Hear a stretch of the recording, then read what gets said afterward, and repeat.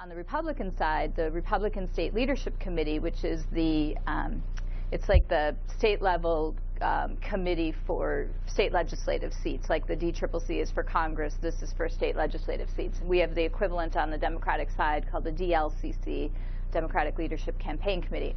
And so the RSLC, has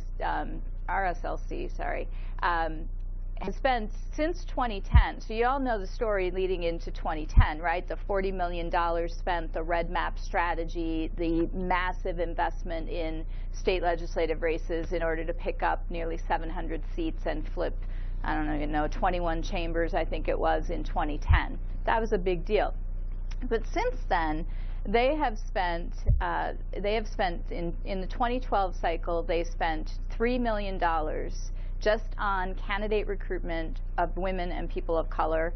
In this cycle, 2014 cycle, they have spent $6 million. So $9 million since 2010, exclusively on the recruitment of Republican women and people of color. Now, we know, whatever your party affiliation is, we know that this is not the grand old party of yesteryear, right? These are going to be very, very conservative folks.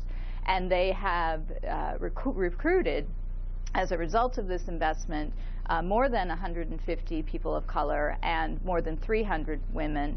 And they have increased, the largest major increase in the number of Republican female state legislatures. They've increased it by 27% in just the last, since 2010, or including 2010, I'm sorry.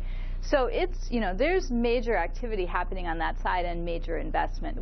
There is nothing equivalent to that on the Democratic side. The DLCC does not, re-grant money to state parties for the exclusive purpose of candidate recruitment. There is no, significant, their program is called, ironically, they have a name for the female program and not a name for the people of color program, but it's called Right Women Right Now is their program. There's also one at the congressional level called Project Growth.